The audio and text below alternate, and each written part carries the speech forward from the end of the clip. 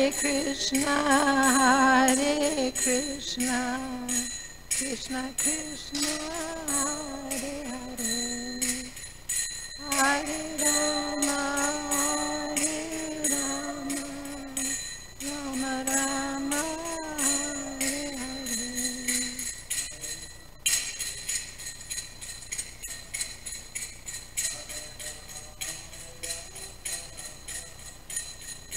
Hare Krishna, Krishna Krishna, Hare Hare, Hare Rama, Rama Hare Hare.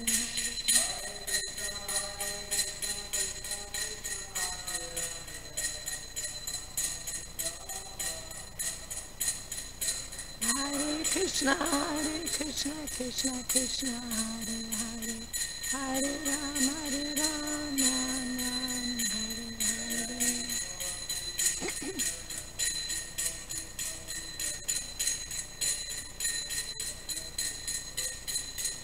Jaya Kishore, Kishore, Jaya Kishore, Kishore, Jaya Kishore, Kishore, Jaya Kishore, Kishore.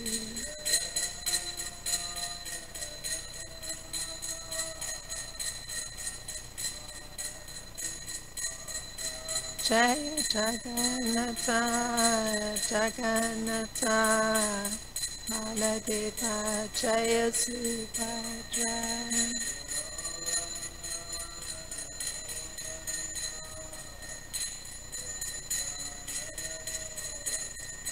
Jaya Gauranita, Gauranita, Gauranita, Jaya Gauranita.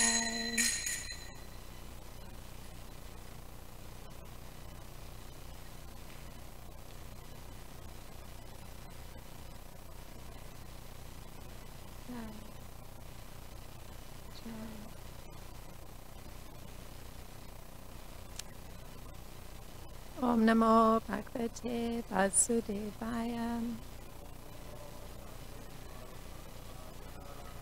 Om Namo Bhagavate Vasudevaya. Om Namo Bhagavate Vasudevaya.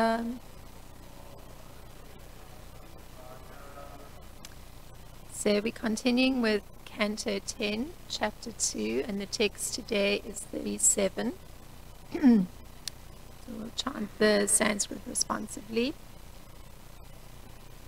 Shrinvan Grinam Samsmarayam Chachintayan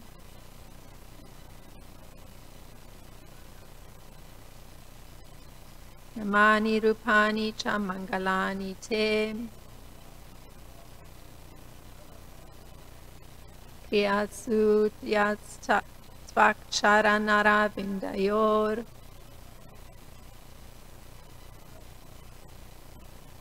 Avishta Chetana Bhavaya Kalpate Shrinvan Grinam Samsmarayam Chachintayan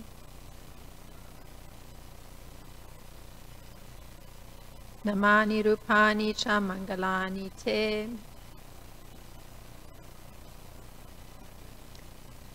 Kriyashu Yastvakcharanara Vindayor Avishya Chetana Bhavaya Kalpate Shrinvan Grinam Samsmarayam Chachintayan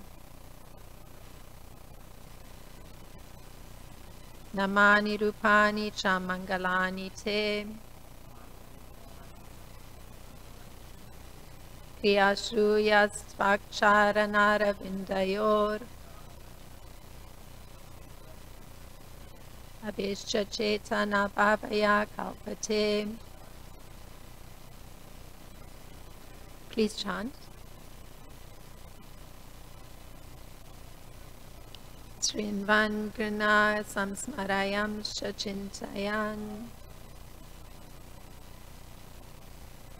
Namani Rupani Cha Mangalani Te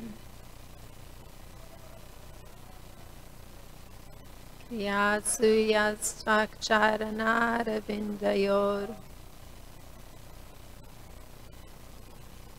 Avishta Chetana Bhavaya Kalpate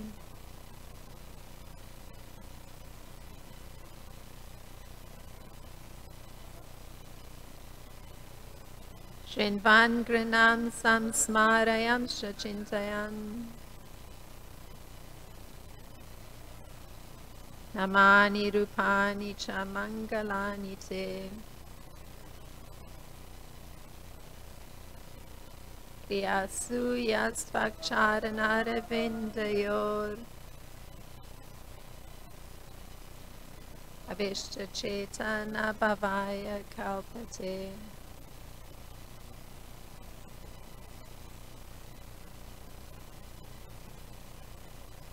Shrinvan Grinam Samsmarayam Shachintayan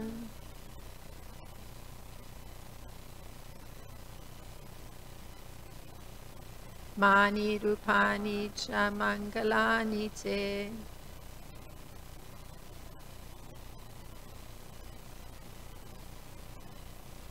Kriyasuyastvakcharanaravindayor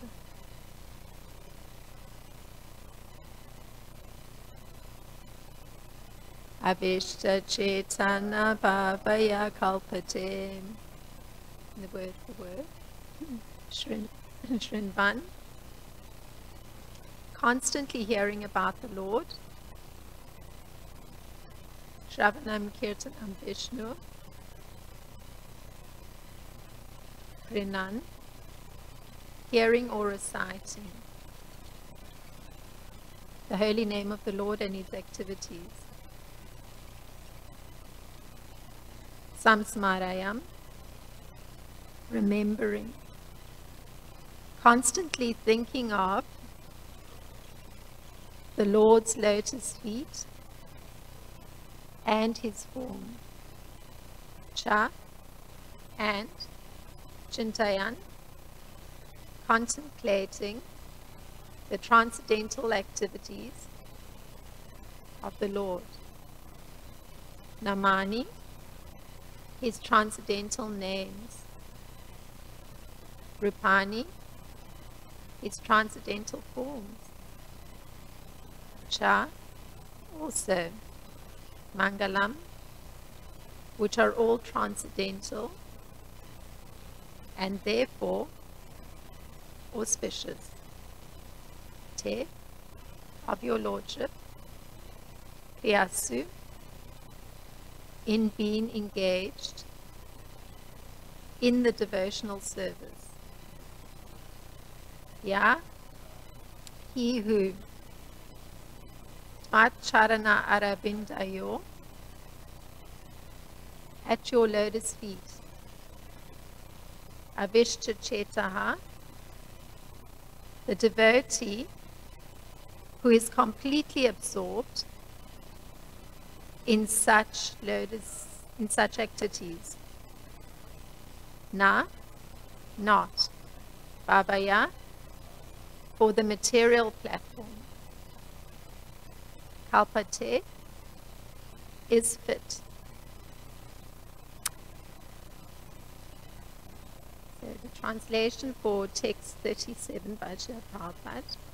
Even while engaged in various activities, devotees whose minds are completely absorbed at your lotus feet and who constantly hear, chant, contemplate, and cause others to remember your transcendental names and forms are always on the transcendental platform, and thus they can understand the Supreme Personality of Godhead. Purport. How Bhakti Yoga can be practiced is explained in this verse. Srila Rupa Goswami has said that anyone who has dedicated his life to the service of the Lord, Iha Yasya Harer Dasye, by his activities, his mind, and his words, Karmana Manasa Gira, may stay in any condition of life, and Nikalasu Api Avashtasu, and yet is no longer actually conditioned, but is liberated. Jivan Mukta Sa Uchyate. Even though such a devotee is in a material body, he has nothing to do with this body, for he is transcendentally situated. Narayana para sarve na kutaschana vipyati. Because the devotee is engaged in transcendental activities, he is not afraid of being materially embodied. Bhagavatam 6:17-28. Illustrating this liberated position, Sri Chaitanya Mahaprabhu prayed, Mama Janmani Janmanishvare Bhavatad Bhaktir Nahautiki Tvai. All I want is your causeless devotional service in my life, birth after birth. Shikshastika 4. Even if a devotee by the supreme will of the Lord takes birth in this material world, he continues his devotional service. When King Bharat made a mistake and in his next life became a deer, his devotional service did not stop, although some slight chastisement was given to him because of his negligence. Narada Muni says that even if one falls from the platform of devotional service, he is not lost, whereas non-devotees are lost entirely because they are not engaged in service. Bhagavad Gita 9:14 therefore recommends that one always engage at least in chanting the Hare Krishna Maha Mantra.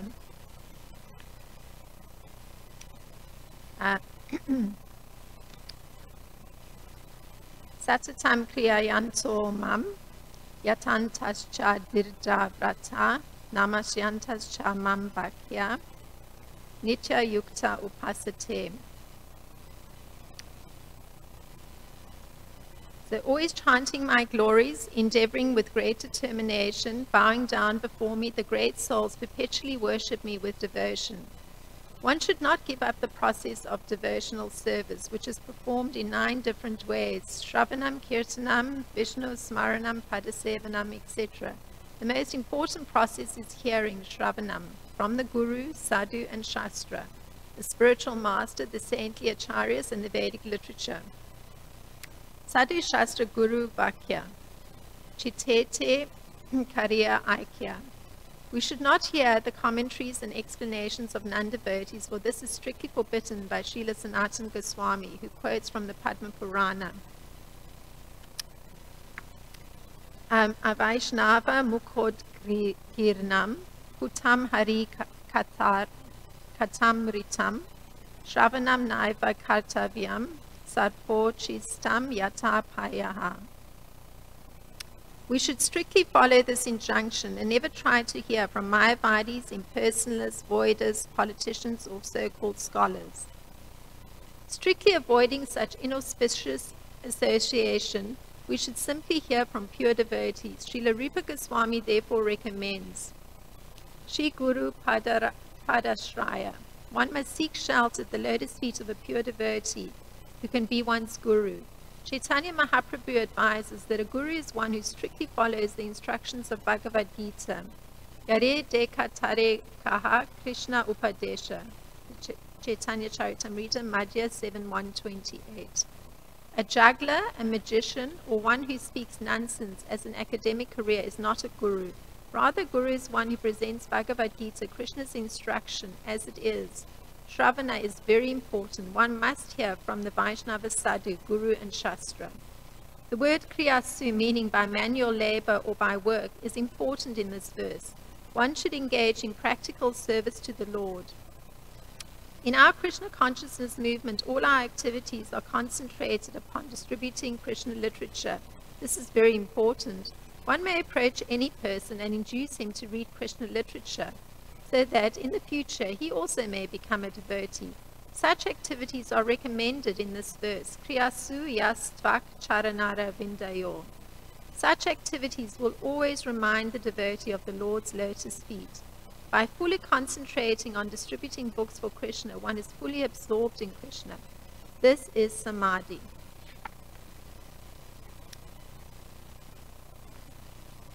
Om Jnanatimrandasya Gananjana Shalakaya Chakshurun Militam Yena Tasmai Shri Gurave Namaha. Shri Chaitanya Manopistam Stapitam Yena Bhutale Swayam Rupa Kadamayam Dadati Swapadantikam.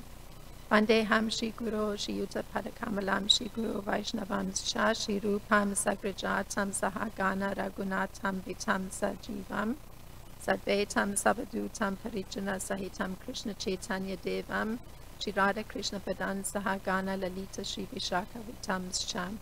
Hey Krishna Karuna Sindhu Dina Bando Jagat Pate Gopesha Gopika Kanta Radha Kanta Namostate Tapta Kanchana Gaurangi Radhe Vrindavan Ishvari Rishabhanu Sutta Devi Pranamami Hari Priye Pancha Kalpatribhyas Chakripa Sindhubi Eva Chapatitanam Pavanebhyo Vaishnebhyo Namo Namaha.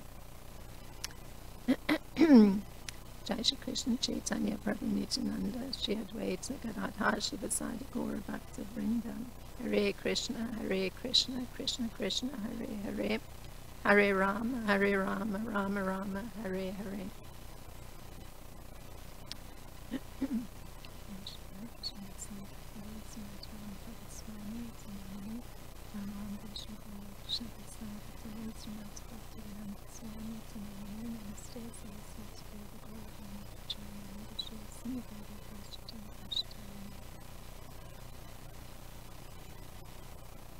So,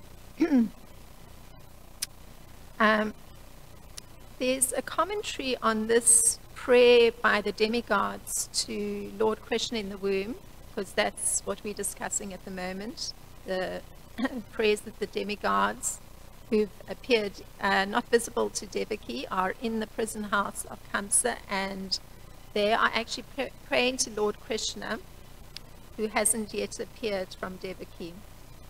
So the commentary by Srila Vishwanath Chakravarti Thakur from Sarata Darshini is that the practice of hearing, glorifying, and remembering the name and form of the Lord is the means for realizing the Lord. So that's precisely what the demigods are doing. So the words used by the demigods here are, this is quoting from the verse we just read, to hear, chant, contemplate, and cause others to remember your transcendental names and forms. And that their minds are completely absorbed at your lotus feet. So if we were to examine what realizing means, in relation to Srila Vishwanath Chakravarti Thakur's definition, one can say, because he's just said that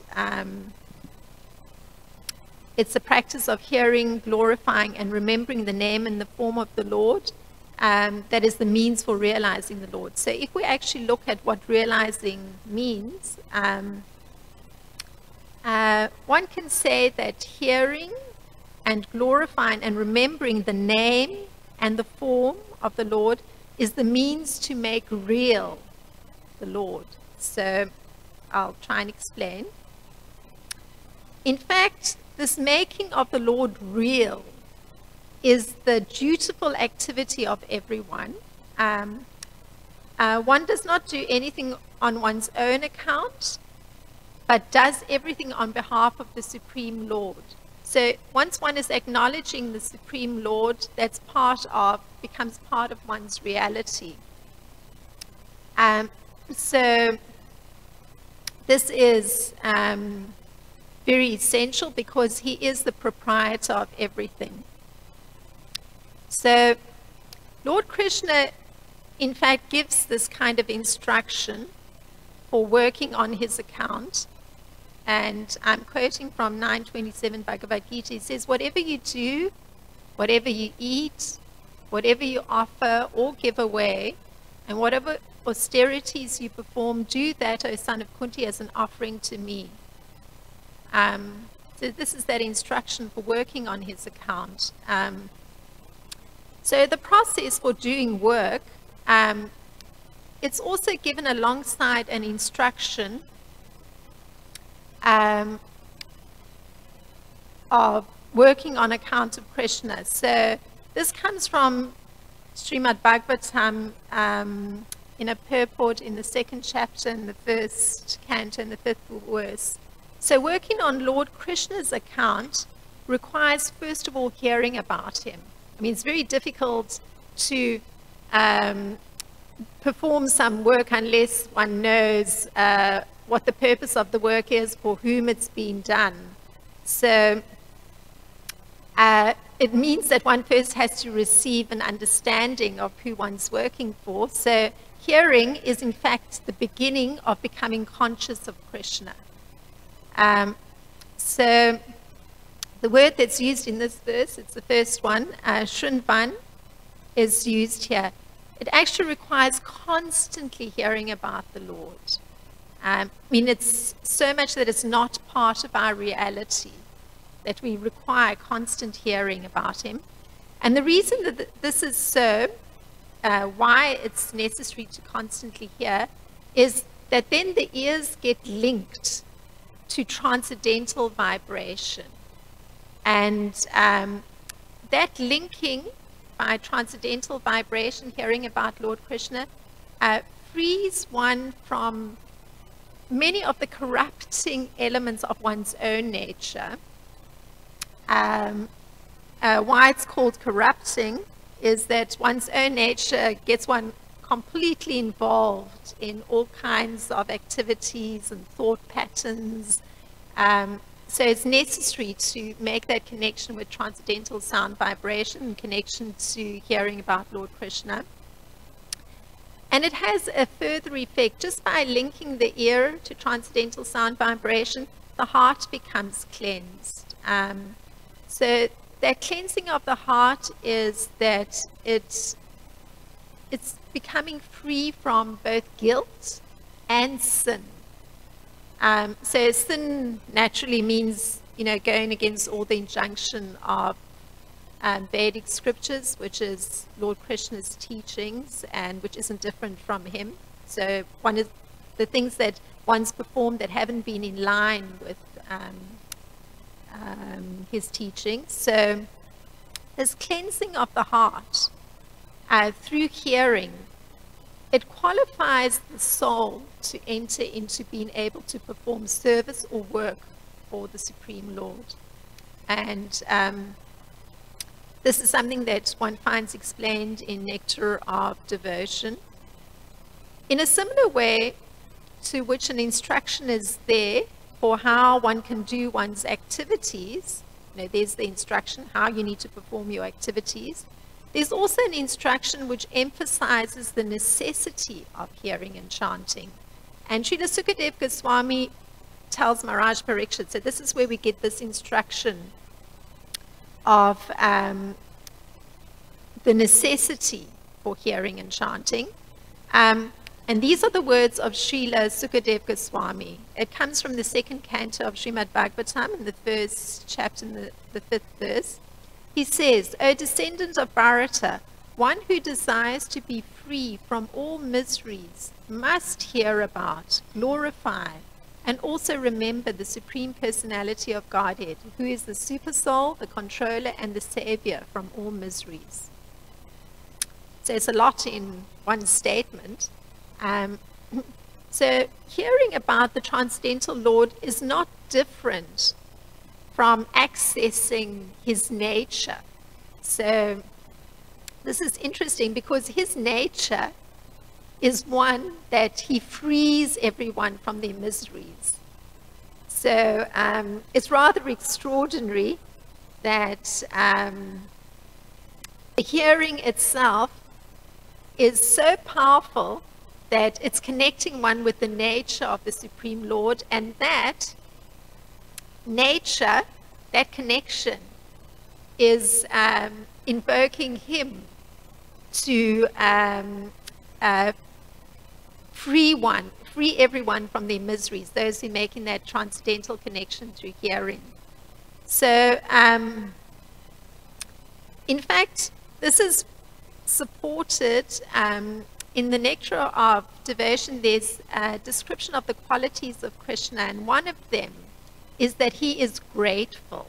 It's actually a very important quality that's highlighted, and means that he's conscious of somebody who's functioning as his friend, performing some beneficent activities, and he never forgets the service.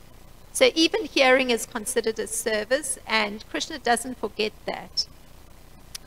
And of course, there are other ways of serving or performing work for. Like one of the other activities can be through the Maha Mantra.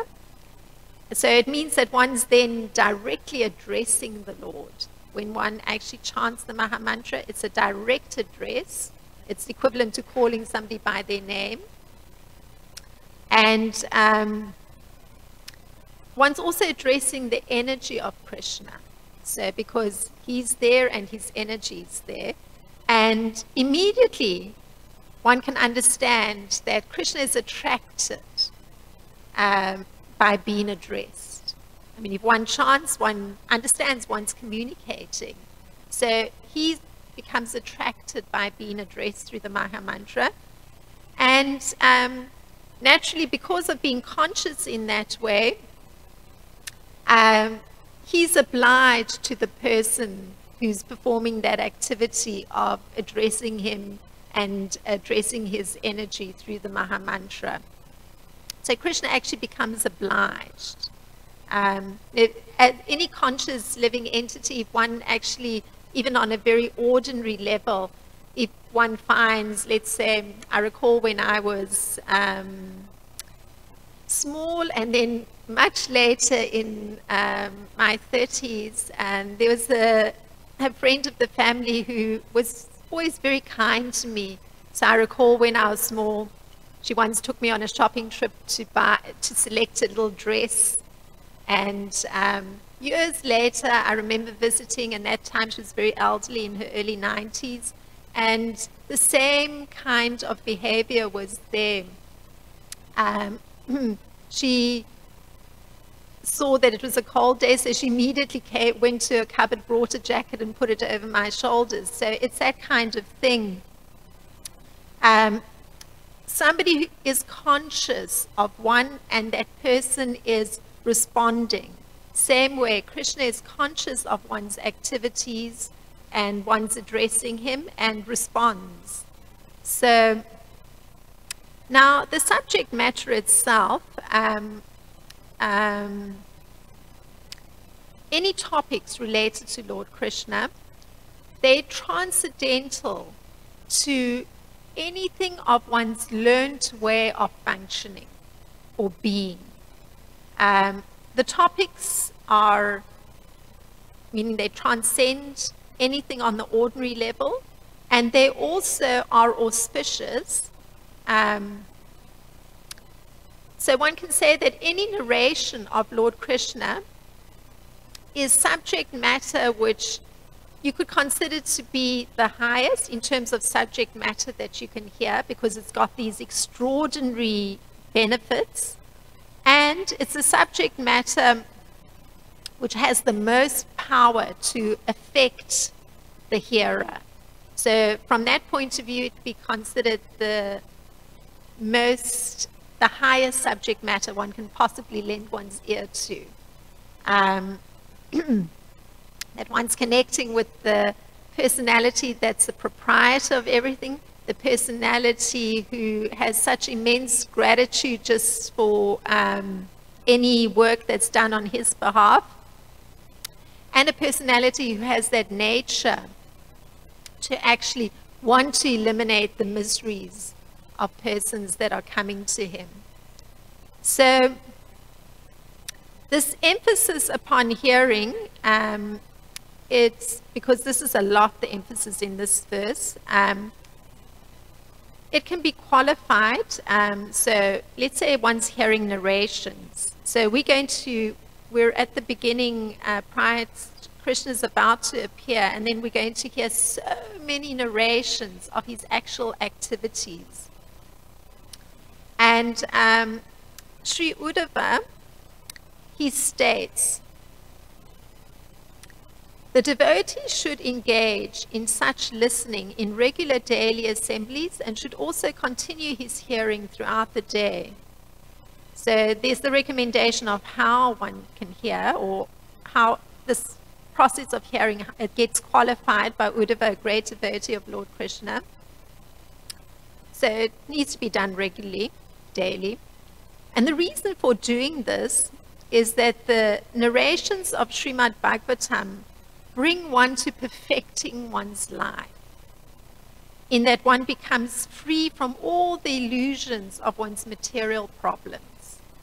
So on the regular level, one's constantly confronting so many difficulties, and just this regular hearing on subject matter related to Lord Krishna that's completely transcendent to anything going on the material plane, it's automatically freeing one from these material problems, because most of them are pretty illusory, because it's not in connection with Lord Krishna. The mental plane, the difficulties of having one's learned patterns playing themselves out repetitively. So that just by that hearing process, it begins to free one from all that illusory entrapment that's there. And in addition, hearing the sound vibrated by great devotees in particular, and acharyas, like we're reading commentaries by Srila Prabhupada, it brings relief from material functioning. So it's almost as though for that period of time that one's hearing transcendental narrations or transcendental subject matter from pure devotees, it's relieving one from everything which makes the heart very clouded or sullied or dirtied. Yeah, almost anytime one interacts on a material level, it's bringing up those unpleasant lower aspects of one's nature, you know, the anger, the greed, the lustfulness. So just the hearing brings relief from this kind of cloudiness in the heart, the fact that the heart is so sullied. So if one's able to establish a continuous relationship with Krishna within the mind, then, so this regular hearing, it allows for a continuous relationship, particularly if one's chanting the Maha Mantra regularly, because through that hearing as well, then the relationship becomes continuous. There's a constant connection with Lord Krishna. And then that relationship gets defined as remembrance. So it's in such a continuous relationship with Krishna in the mind that one becomes eligible for all auspiciousness, because you're in touch with the most auspicious entity. So the continuous relationship in the mind then allows one to have access to all auspiciousness. And there's a quote again in Nectar of Devotion, because Srila Rupa Goswami is, I think I'm drawing a lot on his teachings through this presentation. He quotes something from Vishnu Purana. This is the quote: "Simply by remembering the Supreme Personality of Godhead, all living entities become eligible for all kinds of auspiciousness. Therefore, let me always remember the Lord, who is unborn and eternal." So that's a quote from Vishnu Purana. So this continuous relationship with Lord Krishna in the mind means that then one acts in consciousness of him. And one also starts to act under superior direction.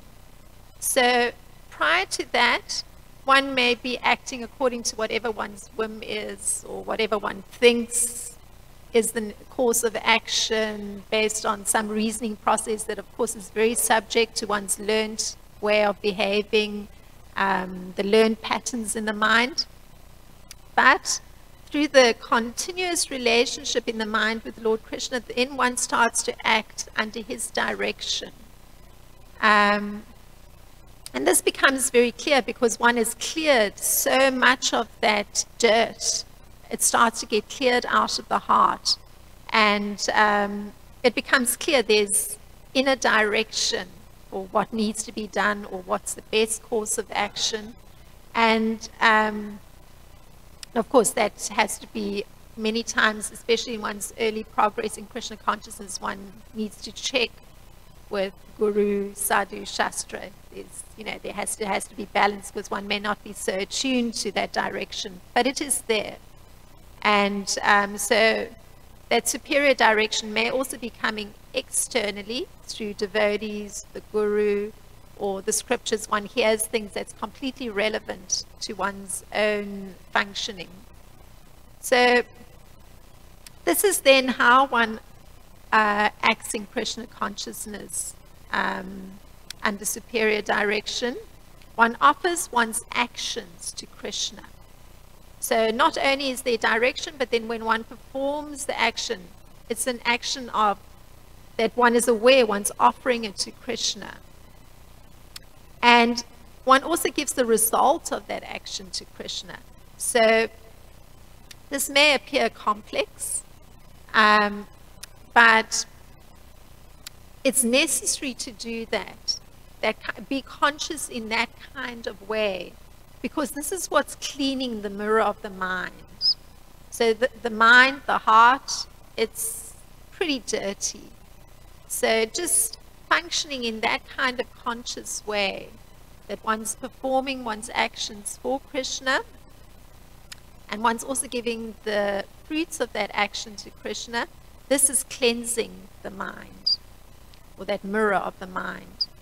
So Srila Prabhupada explains that the devotee who lives his lifetime under the direction of the Supreme Lord in this kind of way, obeying those two instructions that I tried to highlight in the beginning of how one does one's work, and the necessity for hearing, which allows for that transcendental connection, the person evolves to the point where after leaving his body, he engages directly in the association of the Supreme Lord. So it's just a continuous process.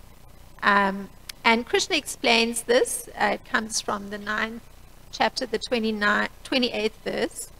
So I'm going to read the Sanskrit and then give the translation. Shubha subha phalayar evam mokshaya se karma bandhana samyasya yoga yuktatma vimukto mam upasyasi.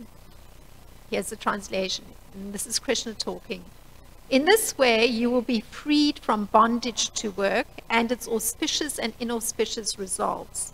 With your mind fixed on me in this principle of renunciation, you will be liberated and come to me.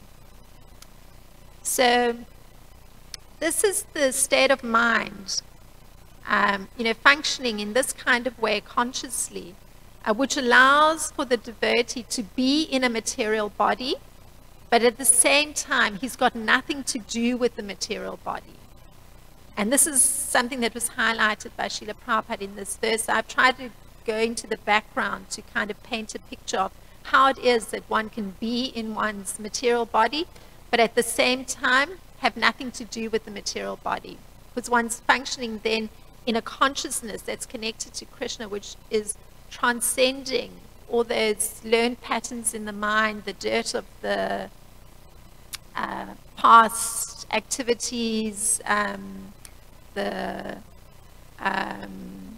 not very clear functioning that's just on the level of the mind. One is freed from that because the mind's becoming fixed on Krishna and actions are being performed for him. And even the results of that work are being offered to him. So, Srila Vishwanath Chakravarti Thakur, again in his commentary on this verse, he explains that the devotee who's been engaged in devotional service, and the word was used here, kriyasu, you can see it over there on the 4th line.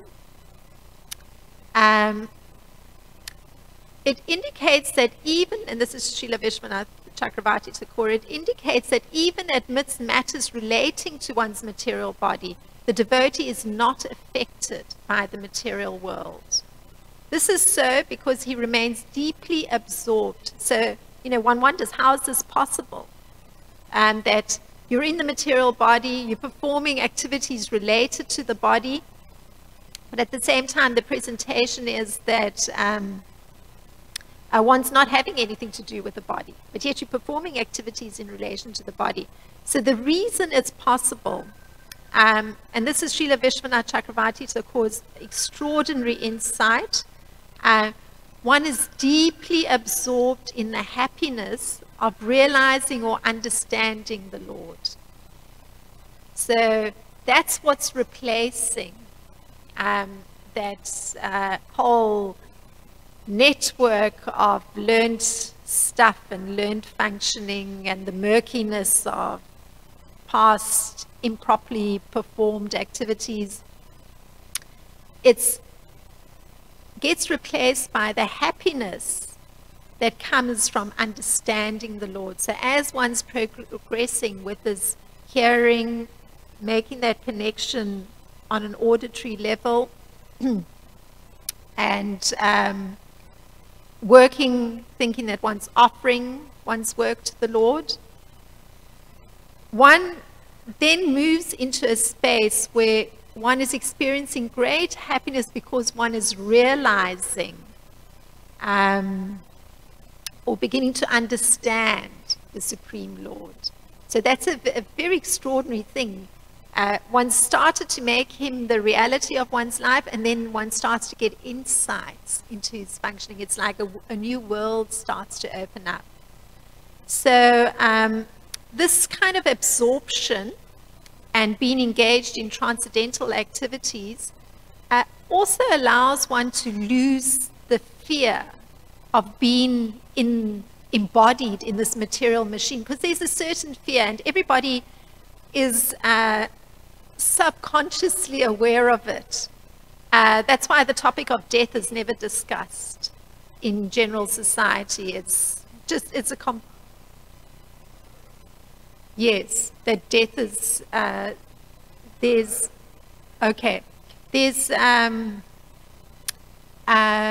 subconsciously persons are aware that because of being in this body and the fact that the body has, termination point, there's a subconscious fear of death, hence it is never discussed.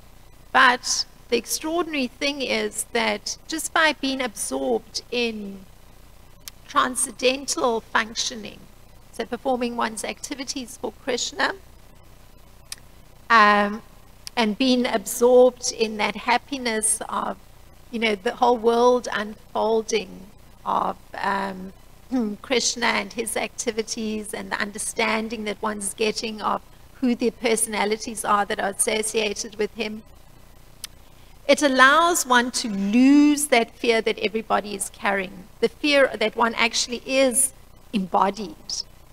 And it's a material machine with a termination point. So Lord Shiva, he highlights and glorifies the devotee with this absence of fear. So this is what he says. Devotees, this is quoting Lord Shiva, devotees solely engaged in the devotional service of the Supreme Personality of Godhead Narayan never fear any condition of life. For them, the heavenly planets, liberation, and the hellish planets are all the same. For such devotees are interested only in the service of the Lord. So this is from the 6th canto of Srimad Bhagavatam, the 17th chapter and the 28th verse. This description is that of being in a liberated position. So one comes to the point where one is existing on that transcendental plane. And in this purport, Srila Prabhupada's highlighting something of this liberated position. So one doesn't have any more fears. One even doesn't worry about that time when the body has to be left by the soul. One is not concerned, as is often in the case, that persons have a concern that, they may plunge into the hellish world. There's not even that kind of concern. There's not even a concern about being in the heavenly planets, or even about being freed from the sufferings of one's learned nature, it's actually all the same, because there's a single pointed focus, and that's performing the service to the Supreme Lord. So being liberated from all these kind of illusions that are in the heart, this then means that one's met that criterion of being in a liberated position. One is engaged in the different activities of devotional service. One's hearing, one's chanting about Lord Vishnu. And of course, by implication, that means that one isn't doing the same thing in relation to another human being or in relation to a demigod. So, Shravanam Kirtanam Vishnu Smaranam, or remembering Krishna. So the goal has to be there that there's a determination to reach this transcendental association of Lord Krishna. So this is the ideal goal one wants to work towards, and it's summarized by Lord Krishna in the 9th chapter again of Bhagavad Gita in the 14th verse. He says, Satatam Kritayanto Mam Yatantascha Drida Vrataha Namasyantascha Mam Bhakya Nitya Yukta Upasate. Always chanting my glories, endeavoring with great determination, bowing down before me, these great souls perpetually worship me with devotion. So it's beautifully put. Lord Krishna always has that extraordinary cleverness how to put things very concisely and perfectly. I'm going to read it again. Always chanting my glories, endeavoring with great determination, bowing down before me, these great souls perpetually worship me with devotion. And so it's these souls who are in that liberated position. They're the ones who are extremely diligent in discerning the real nature of Lord Krishna's form and qualities, because that world is opened up to them. So they come to a point of great refinement in looking at Krishna's nature and discerning his form and qualities. And they're the ones who are loudly chanting the sweet nectar of Krishna's names related to his auspicious qualities and activities, such as Govinda and Govardhandari. And they go to temples that house Krishna's form. They fall down like rods on the dusty earth, full of devotion, and they worship him. So this is something of Srila Baladev Vijayabhusan, how he puts it. Who are these great souls who have attained that very fine discerning, that very fine discernment in terms of Krishna's real nature and his form and qualities. So those are the personalities from whom one needs to hear. For they are desiring that eternal relationship with Lord Krishna. And a little bit of time was spent by Srila Prabhupada emphasizing that in this purport. And the excellence of persons in this kind of liberated position lies in their being interested only in the service of the Supreme Lord. So they're not caring whether they're in heaven or hell. That's the only focus, is the service of the Supreme Lord. And it's from such spiritual masters that one hears. So this is that Shrinvan or Shravanam. This is significant because it's the most important principle to be followed according to Srila Rupa Goswami. One accepts, so there's some principles that lie behind executing this hearing and chanting, or hearing the narrations or chanting the Maha Mantra, or offering one's work in devotion to Lord Krishna. There's some principle that lies behind it that has to be accepted.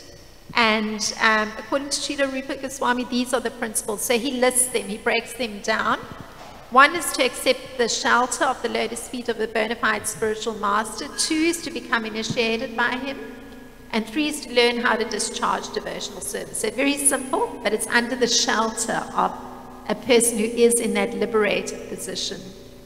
And then from him, one takes to some practical service in relation to Krishna, because he's the person who's teaching one how to discharge some service to Lord Krishna. So one can execute that instruction of performing one's work or one's activities for Krishna. So there has to be that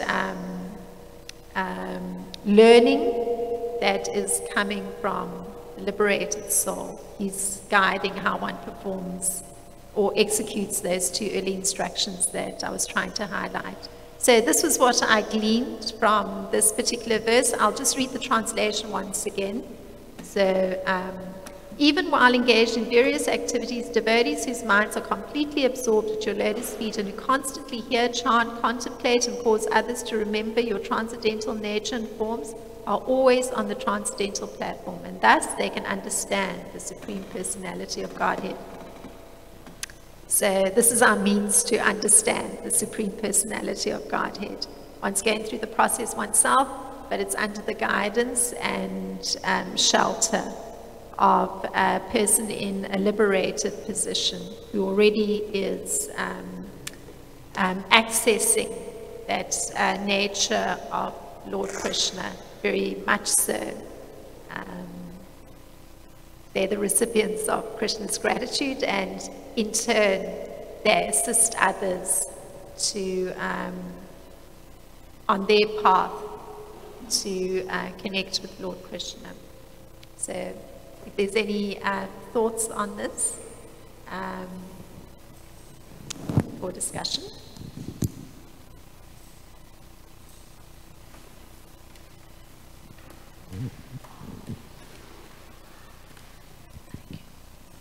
Thank you, Mataji, for the wonderful class. So I had 2 questions. The first one is that the Paramatma resides in everyone's heart. So when we are worshipping God, we worship Him in the spirit, really, like in the spirit. Because He is a spirit, He's a person also, but He's also a spirit. So when we are indirectly serving God, like interacting with others or like doing something for others, then are we not also worshipping Him in the spirit, because He is residing in the heart anyways? So the question is, if Krishna is present as Paramatma in the heart, and He's a person, but He's also a spirit, then when one's performing some service, perhaps doing something for others, then is one not also worshipping Him as the spirit? Yeah.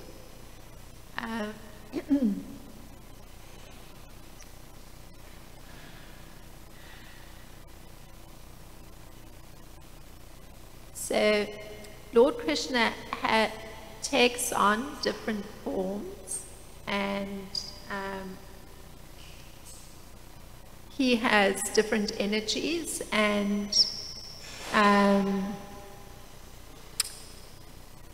His form of, or His appearing in the form of Super Soul or the Paramatma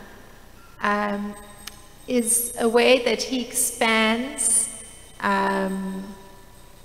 all over the universe. So He's present in the heart of all living entities, whatever their external form is. And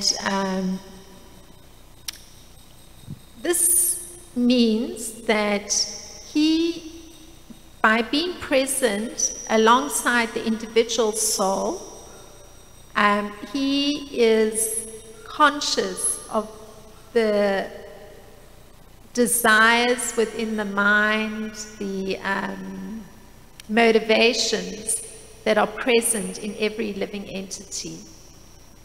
And this has significance for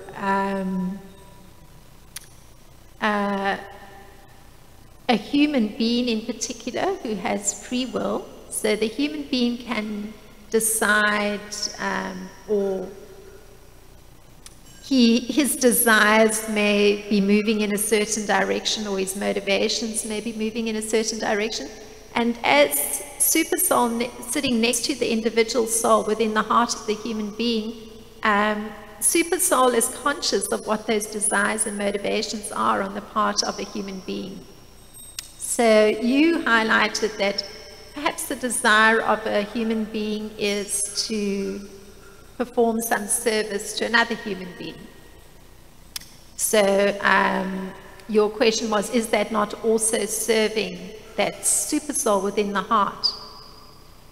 So since super soul can discern what one's motivation or what one's desires are, he can see whether there's an element of selfishness or whether it's actually with the intention of pleasing him that that service is being done.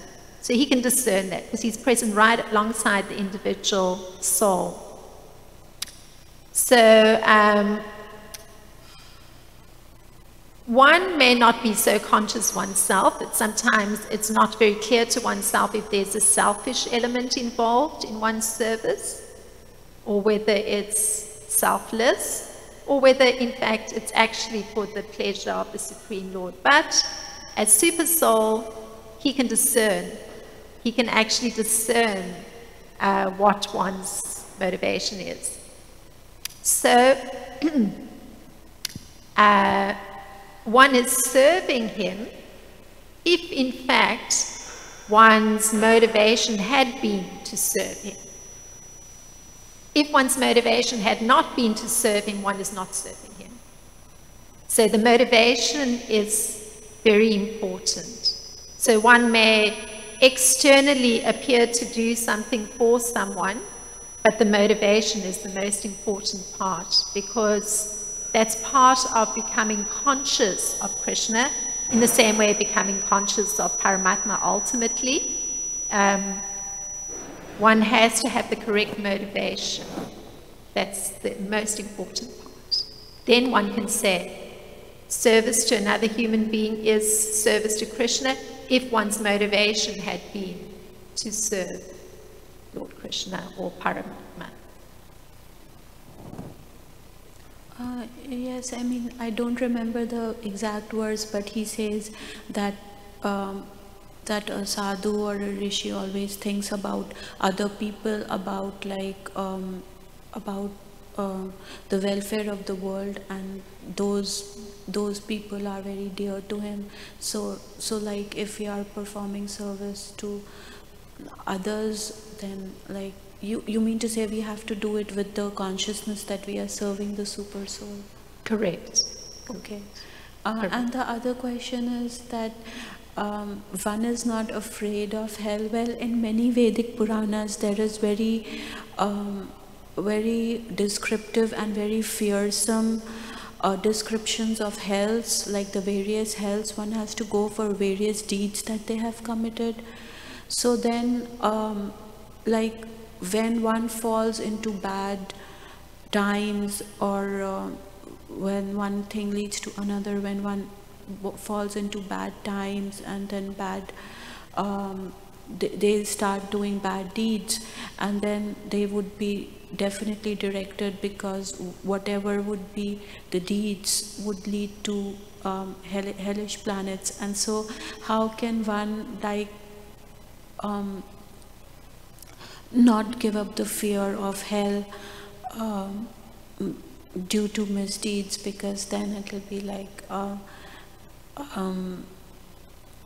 just like you said, that the person is no longer afraid of going to it. Is the same, because when there is a lot of misery in the hellish planets, it is described that the soul is given a body where one suffers, so that they have to suffer a lot, maybe in a pit of fire, or in so they will not be able to perform any service to God in that condition, because they are already in deep distress.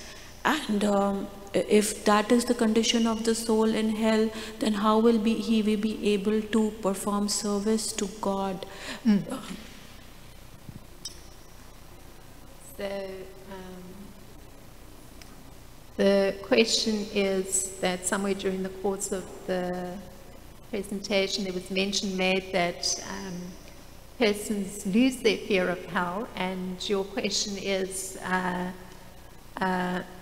well, isn't it actually in some sense, by implication, a good thing to have a fear of hell? Because if one's performing bad deeds, then at least if one knows there are these different punishments for bad deeds, that's maybe a good thing. And the concern was, well, what if those bad deeds do in fact bring one into the hellish situation or into hell, and one has to suffer in that way?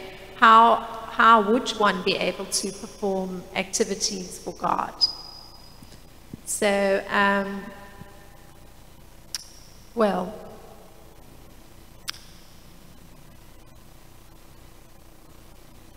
if one's functioning according to one's learned patterns in the mind, then one may be coming into contact with sometimes being good, sometimes being passionate, sometimes being ignorant. And if one's performing actions that you were terming bad, that means that one's coming into contact with those patterns in one's mind, those learned patterns in one's being, that force one to act in an ignorant way. Because ignorance is what would fall into the category, you could say, of being morally questionable. One is ignorant of functioning in a morally appropriate way. So if one's at the mercy of one's nature and one is performing actions that are of an ignorant,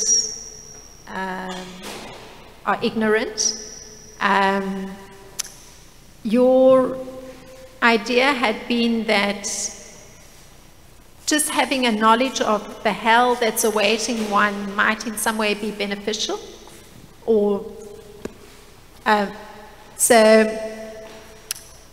yes, one can have knowledge of the hell that's there, but it's not all. Some things are very specific, like let's say there'll be a description that there's a particular hell that somebody goes to should they actually take another man's wife, let's say. So the description there is this, and this will be the punishment for that particular action. So one can read, okay, that's a punishment for that action. So one can have knowledge that if I perform this action, this punishment will be there, but one may still not be able to prevent oneself from performing that action. One may still be impelled to perform that action, that very action that one knows what the consequence will be. In some cases, one may not know fully what the consequence is for one's action, but still one's forced to act in a particular way because there are these learned patterns in the mind, one's nature is a certain way. So one performs actions anyway. And then at the end of life, yes, one will have to experience or get the effects of, or experience the consequences of those actions. Sometimes that one doesn't have to wait until the end of one's life. The suffering may be meted out right away. There may be mental distress, there may be physical distress, different kinds of distresses that even one's experiencing at the present time because of the ignorant actions once performed.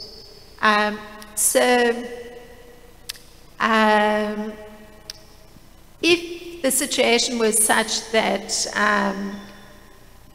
in the next life, one is in the hellish planet. Your question was, how could one then even think of performing one's actions with the purpose of pleasing the Supreme Lord because one's going through some hellish suffering? Well,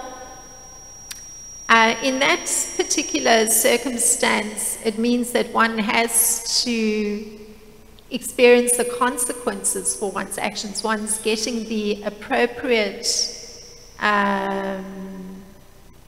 punishment for transgressing, I guess, religious and moral codes.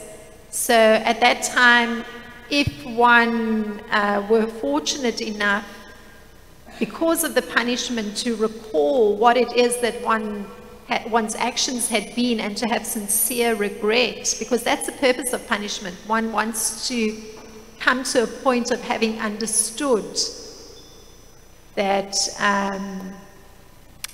one was responsible for certain actions and those actions led to this punishment. So if one's fortunate enough through the punishment to come to a point of understanding and actually have genuine remorse, then that in itself is opening up the way for being able to at least reform one's behavior. And then with the question of whether one's new activities will be in relation to the Supreme Lord, that a lot is dependent on one's desire. So if a desire is there to serve the Supreme Lord in some way, some arrangement will be made by the Supreme Lord to allow for that. How it will shape itself, which birth one will receive, what the circumstances will be, but some arrangement will be there if the desire is there to perform activities for the pleasure of the Supreme Lord. Then the Supreme Lord makes some arrangement. So in this verse that we read in the last paragraph, Srila Prabhupada was saying that by giving books to others and encouraging them to read it, in the future they will become devotees. So one is giving an opportunity to somebody to, in the future, want to do something for the Supreme Lord. So in a similar way, if one oneself has had the good fortune to be exposed to being able to perform some activity for the Supreme Lord, and if there's a desire for that, then some arrangement is made by the Supreme Lord to permit that. Yeah. Thank you so much for the nice answer. So ultimately it's the desire. If the desire will be there, then even in the hellish planets there will be some kind of arrangement by the Supreme God to serve Him. Thank you so much.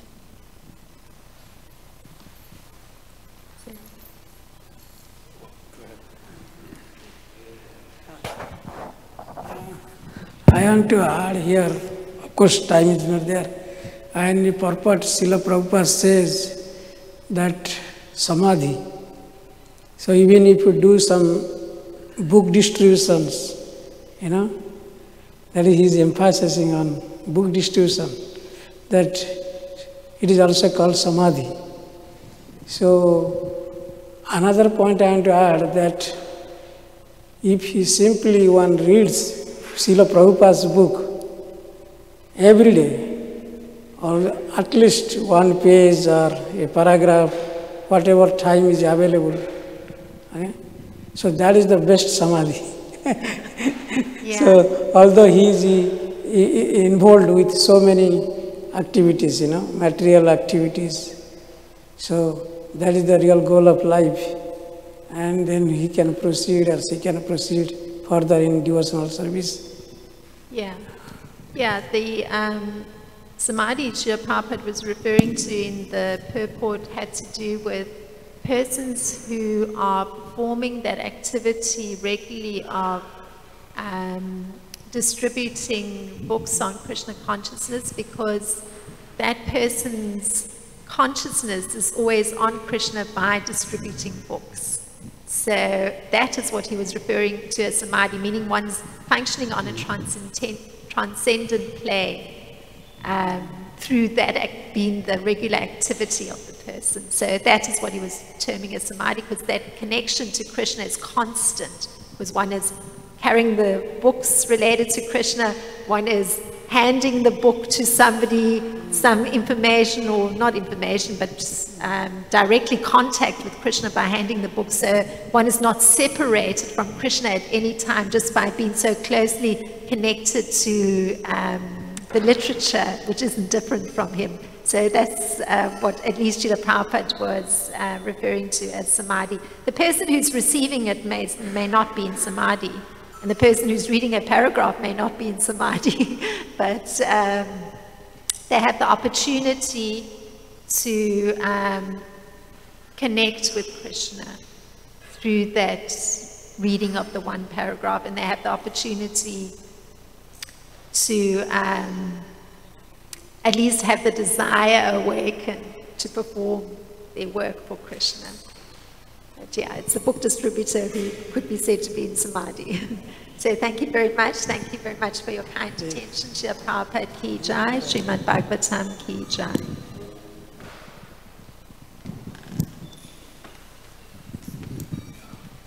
It's not turning off properly.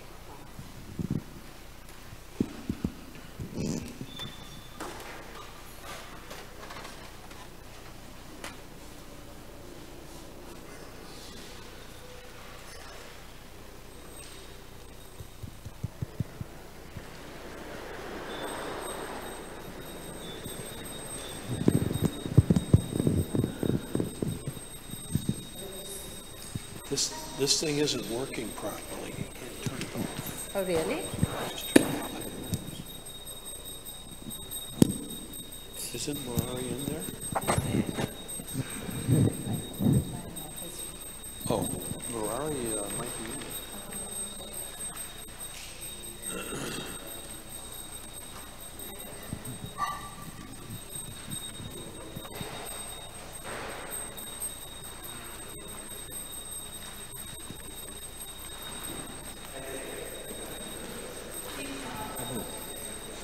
This doesn't seem to turn off. Is there something wrong with it? Yeah. What should we do? I take the battery out and put it back in. Oh, okay. Would you like to deal with that? Yeah. He's not there. I'll have to go get it. Okay, thank you. Hi, Krishna.